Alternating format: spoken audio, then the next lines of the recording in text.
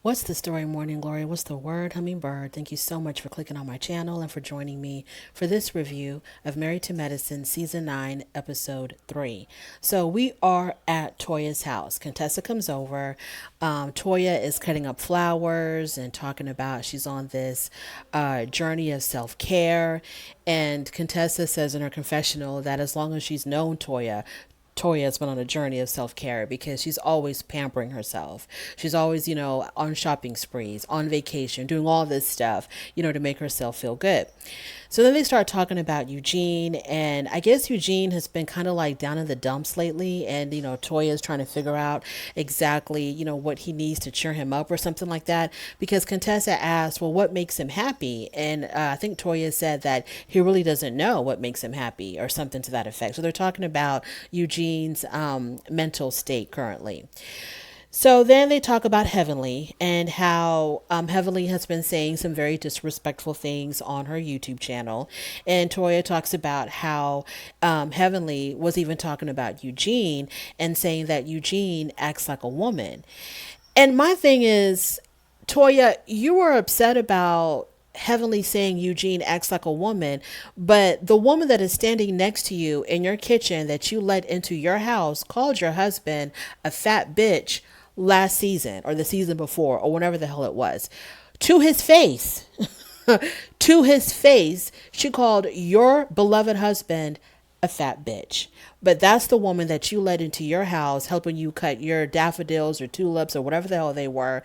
And y'all are talking about another woman calling your husband, saying that your husband's acting like a woman. Make it make sense, Toya. So Contessa, she's going on and on about, Dr. Heavenly and how she's saying all of these, really horrible things about everybody on the show. She's talking about all the women. She's talking about Contessa's marriage. And so something needs to be done to put a stop to it. So Contessa comes up with a brilliant idea of having an intervention because Dr. Heavenly needs to be stopped. She's running amok, she's on a rampage, and we need to stop her. So let's all have an intervention and we'll see how that works out. Moving on from there, we are with Dr. Jackie. She's at one of her clinics. She's seeing a patient, and I love scenes with Dr. Jackie and her patients. And she's seeing a patient who has some type of issue with her placenta. And the patient asked Dr. Jackie, "So when it comes time for me to give birth, what happens if you're not there? If you're not if you're not the doctor that's going to be helping me deliver?" And Dr. Jackie said, "You need to be an advocate for yourself and make sure that whatever doctor is there, that you let them know exactly what you want and how you want to be treated or what you want done. And of course, they still have to do what's medically reasonable, but you still have the right to voice your opinion and to let them know what you're expecting and what you're comfortable with." And Dr. Jackie tells us that she encourages her patients to always advocate for themselves because African American women are 3 to 5 times more likely than any other race of women to die during childbirth. And also to have some very serious complications during childbirth. And so when she talks about stuff like this, I absolutely love it because where else are you going to hear this? A lot of us watch these shows, we're not really like watching or reading medical journals or anything like that. So when she comes up with these little tidbits of information, I think it's absolutely priceless. So that was a really good scene. Now we're off to Anila's house. Her nanny, Miss Gomez, is going to be leaving the family to go back home to Texas. And so they're breaking this news to their children. So they're in the kitchen with their 2 kids, and Anila and her husband are telling them that Miss Gomez is going to be leaving us. She won't be with us anymore. She's going to be going back home to her family. And I thought that they were telling the children to prepare them for the day that Miss Gomez leaves. But y'all, Miss Gomez was taken off that day. I mean, Miss Gomez came like her suitcases in both hands and she was like, "Okay, yeah, it's been real nice, but yeah, I'm leaving today." And I was like, "Oh, so the day that they break it to the children is the day that Miss Gomez is leaving?" Like that, I thought that was a little bit too abrupt for the kids. I thought that, Anila was warming them up to the idea of Miss Gomez leaving, but she was leaving that day. So they say their goodbyes and it was really, really sad. When they went outside And Miss Gomez got in the car and she was driving down the street. She was driving away. The little girl was just so heartbroken. She was just crying in her daddy's arms. And when I saw her cry, it made me kind of get teary eyed because they were so heartbroken. Now, the little boy, I don't think he fully understood because he's so young. I don't think he fully understood that Miss Gomez is leaving and not coming back ever. I don't think he really like grasped the idea of what was going on. But the little girl knew. And so she was so heartbroken, and that kind of broke my heart. Moving on from there. So we are at Toya's house. We're back at Toya's house, and she's having a conversation with her husband, Dr. Eugene. And Dr. Eugene says that during COVID, I guess, he had moved up to being the director. He was in the position of a director at the hospital. But post COVID, he's back to being a practicing physician. So he has to work a whole lot of hours to make the same salary that he made when he was a practicing physician. I mean, when he was a director. So then Toya, she makes some type of remark about him working too much and, not spending enough time at home. And this is a pet peeve of mine on these housewife shows, is women who complain about their husbands working too much. Their husbands are never home with the family, but then these same women want to live a certain lifestyle that they cannot have unless their husbands are working themselves to death. So what is it, Toya? Do you want the lifestyle that you like to portray on this show, that you like to flex in front of your friends and on social media, where you can have the 2-story, 3-story closet and all the name brand doohickeys all over in your closet?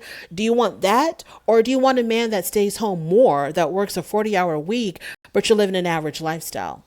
I'll answer that for you. You want your husband to work himself to the grave just so that you can maintain a certain appearance for the masses. So her and Eugene are having a conversation, and Eugene is just feeling burnt out. And it's totally understandable because, I can only imagine how much they were working during COVID and what they saw during COVID, because he talks about that. He says as a doctor, obviously he is very accustomed to death. But with the whole COVID situation, he's saying that, it was just too much. It was a lot. It was a lot for him, even a lot for an ER doctor who probably sees death practically on the daily. But this was just something that was, beyond. And so that really took a toll on him. He says he's feeling really, really burnt out, and he wants to take his career to like a different direction. He still wants to be an ER doctor. He still wants to be a practicing physician, but he wants to do something else as an outlet, something else to kind of, I don't know, release some of this pressure that he's feeling, or this feeling of being burnt out. And so I'm not sure exactly what he's going to be doing. So he wants to lessen the ER hours and maybe find something else to do to compensate. But he says that he needs a change, and he needs a change desperately. And he is being worked to death because his wife is demanding a lot from him. But then she complains about him not being home enough. She wants dream house after dream house after dream house every other year. Oh, it's another dream house. I have another dream house in mind.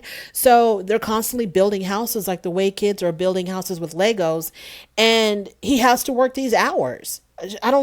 This is just what it is. Eugene, this is what it is. Unless you, I don't know, go into just a whole nother line of business, I don't know what you're going to do, but you're going to be working yourself to death so that Toya can maintain her 3-story closet. Dr. Simone. So Dr. Simone and Cecil are meeting with Omarosa. And Cecil tells us that, him and Simone, they don't really judge people by their political affiliates. They're friends with everybody. And so they're having lunch with with Omarosa, because Omarosa has a very successful book deal. She's been on the New York Times bestseller. She has $1 million book deal with whatever publishing company. And so they want to tap into her brain on how to make sure that their book is also going to be successful. And that's where we are with that. Moving on. So now it's time for the intervention. Now it's time for the intervention. So it's going to take place at Contessa's house. Contessa, LaToya, and Dr. Simone, they are the only ones who know what's going on. They're the only ones that know about the intervention. They've invited all the other ladies over under the guise of let's all have a movie night at Contessa's house.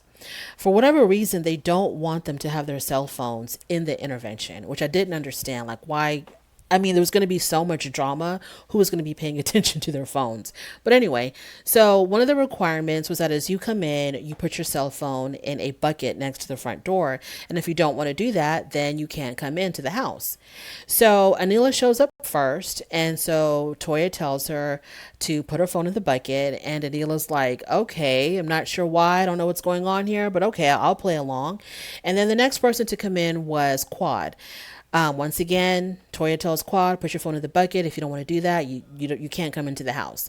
So Quad was like, okay, I don't know what's going on here, but I sure as hell don't need it if I can't keep my phone with me. So she walks out. She leaves. And so Toya goes into the kitchen and she tells Contessa and Simone that, yeah, Quad was here, but she left because she wouldn't put her phone in the bucket. So they go chasing her down, like, Quad, come back. And so Contessa explains to Quad, look, it's all going to make sense later. Just, just trust me. It's not for any bad reason. It's for nothing negative. Trust me, you'll understand later. So, just put your phone in the bucket. So Quad, complies. Then Dr. Jackie comes. Tori tells her the same thing. If you don't put your phone in the bucket, you can't come in. So Dr. Jackie's like, okay, I'm out. Peace out. I'm a doctor. I need my phone with me at all times. So she leaves. So then Dr. Simone goes chasing Jackie to come back. And so Dr. Simone tells her, you can have your phone with you, just leave it on the counter. So that's what they do. So they're all there. So Contessa explains to them that this is an intervention for Dr. Heavenly. And she explains to them that, Dr. Heavenly has been going crazy on her YouTube channel, talking about all of us, saying some really horrible things, revealing confidential conversations that we've had with her. She talks about them on her YouTube channel. And so we just really need to put a stop to this. So the other women, Anila, Quad, and Dr. Jackie, they're like, we don't know about this. This is basically an ambush, and we don't know if this is like what we need to be doing. And so Contessa and Toya, they're like, no, you don't understand. If we don't do anything like this, she's never going to stop. So then we see Dr. Heavenly approach the house. And that scene of Dr. Heavenly coming out of her car and walking up the steps to Contessa's front door, and us knowing that she is going to be ambushed, I kind of felt sorry for Dr. Heavenly, because I don't think there's anything worse than walking into a situation where you think one thing is going to be happening, but you're the only one that doesn't know that something else is going to be happening altogether. That the people that you're going there to meet all have planned and conspired to do something that you know nothing about. And you're going to be the subject of that. And you're just walking into an ambush. I felt so bad for Dr. Heavenly. I have seen her YouTube channel, and she is reckless. She says some really horrible things. And I think with Dr. Heavenly, she gets wrapped up in the moment. She gets wrapped up in performing, because that's basically what she's doing. She's performing for her audience, her YouTube audience. So she gets really wrapped up in it, and she just starts saying things that I don't think that she's even realizing that she's saying. And it's getting her a lot of views, and people are just, encouraging her in the comments. And, she gets a lot of likes, and she just can't help herself. She's giving what the audience wants. Dr. Heavenly, to me, is like a born performer. That's what she is. Because the way you see her on the show, where she's got that, that personality, and she's so funny and the center of attention, and she's always got something really funny to say. She's always got something really smart to say. How she's so comfortable in front of the camera. Dr. Heavenly is a performer. And she's a performer at the risk of her friendships. As long as she's serving what the audience wants, Dr. Heavenly doesn't give a damn if she's hurting the people in her real life.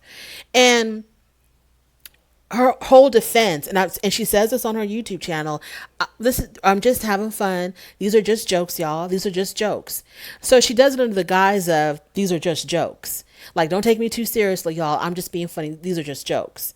And her friends are not seeing it that way. And she'll say things that you kind of like are wondering, is that even true? But she's like, I'm just joking, y'all. These are just jokes. And so she doesn't understand why her friends don't understand that she's just joking around. But anyways, so she comes into the theater room, and has no idea what's going on.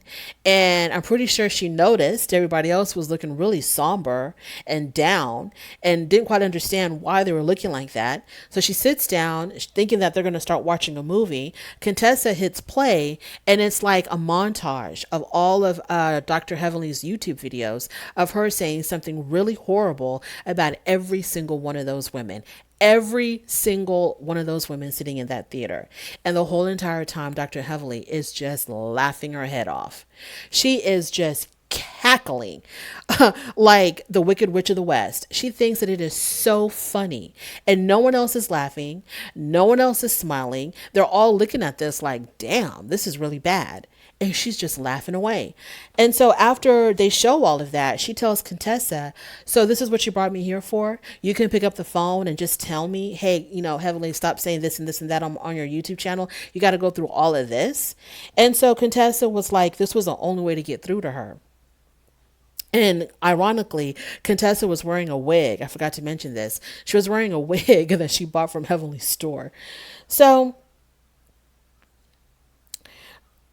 so then everything just falls apart. Everything just completely falls apart. Some of the things that she said on her YouTube channel, she said that Toya was lazy, that she did whatever she had to do just to get a man, a rich man or a successful man. Toya and Quad, they ain't got nothing going on, so they have all the time to get ready. Quad is insecure. Quad sleeps with married men. Simone is a flip-flopper. She talked about Curtis's infidelity. She said some really horrible things about Curtis. And she said that Anila doesn't even have a graduate's degree. So Heavenly and Contessa, so after they see all of that, Heavenly and Contessa, they start, going at it. They go into the hallway and it gets really bad. Contessa is just like screaming at Heavenly. Heavenly is trying to tell her, like, you're the one that brought up these issues on television. I'm just talking about what you already brought up on TV. You talked about your husband, how he wasn't a good husband. He was doing ABCD. And that's the only thing that I'm talking about on my channel is the stuff that you already brought up on television. Heavenly tries to hug Contessa, and it looked like Contessa like chest bumped Heaven, like, get away from me. And she chest bumped her. And so they're just going at it. They are just screaming at each other. And the women in the theater can overhear all the yelling in the hallway. So Simone is like, I think we need to go out there and stop it. And Dr. Jackie, the peacemaker, she's the one that says, no, this is what they need. This is what they need to handle. They need to handle this on their own. I was like, wow, because it's usually Dr. Jackie that wants everything, to be copacetic and everything to be real zen and peaceful and kumbaya. Let's stop fighting. Let's stop bickering. But Dr. Jackie was like, no, let them fight. Let them take care of it. And so Simone takes Contessa. No, I'm sorry. Yeah, Simone comes out there, and Simone takes Contessa up to one of the kids' room. And I noticed in the kids' room, there was a picture, an old picture of Bill Cosby and Felicia Rashad in their roles of Dr. and Mrs. Huxtable. It was a picture that was taken in the early days of the Cosby Show, and it was on the wall, but it was blurred out. And I didn't understand why Bravo blurred it out. Is it because they don't want to make it look like Contessa is affiliated with or is supporting someone who's considered to be a sex offender or a sex predator? And that's the reason why they blurred out his face, or they blurred out their faces in that scene. I thought that was really odd. So anyway, Heavenly says that Contessa is really mad at Scott, that all of her anger is not towards her. She's misdirecting her anger to Heavenly, but she's really upset with her husband, Scott, not disconnecting. It's displaced anger. So Heavenly says in her confessional, to blame me for your relationship problem is stupid. And I'm like, Heavenly, she's not blaming you for her relationship problems. She's mad at you because you're talking about her relationship problems on your YouTube channel. And you're basically gossiping with your viewers about the downfall of her marriage. And it's entertainment to you, but it's real life for her. So Heavenly exits. She's like, you know what? I'm done. I'm out of here. So she leaves. And Quad says in her confessional, this really wasn't about getting through to Heavenly. This was just about getting at Heavenly. They just wanted to get at her. They just wanted to show revenge on Heavenly for all the things that she said about them. And that's basically what it is. Heavenly is absolutely in the wrong. These are your friends. These are your friends. And you cannot get on your YouTube channel and start talking about your friends like they're just strangers, like they're people on a television show and you're not in any way connected with them. These are your friends. It's different when other reviewers do it, and I think that's what Dr. Heavenly is trying to do on her YouTube channel. Like she's trying to act like she's a reviewer, like like a Funky Deneva or something. Like she's got the right to get up there and read these women left and right, but she forgets these are your real life friends. These are your real life coworkers. You have to get up in the morning and go film with them the next day after you talked about their husbands, after you accused them of sleeping around with married men, after you talked about how they're not educated. You have to get up in the morning and go film with them the next day.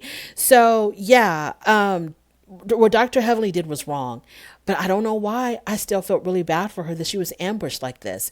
An intervention to me is where I think it needs to be done because you're trying to save someone's life. When it comes to interventions for people who have addictions, they do that because this person's killing themselves. And this is like you're at the end of your rope.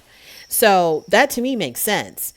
But to do an intervention because you don't like what someone says on their YouTube channel, y'all went about it all wrong. Because she's not going to get through. It's not going to get through to her the way you think it is. It's going to just fuel her up even more. And I don't think Dr. Heavenly likes to be told what to do. So I don't think she's going to stop. I haven't seen her most recent videos since that episode aired. So I don't know if she stopped or what. I don't know. But the one that she did for episode 1, it didn't look like she was going to be stopping. She was not stopping. She was on a roll. She was on a roll. Absolutely not stopping. So if this is what they wanted to do to stop her from talking about them, they went about it the wrong way. The absolute wrong way. What should they have done? In my opinion, Contessa, you should have had a conversation with her one-on-one. All of them should have had a conversation with her, but one-on-one, not in a group setting like this. Or don't pay it no mind, and hopefully she'll shut up about it eventually.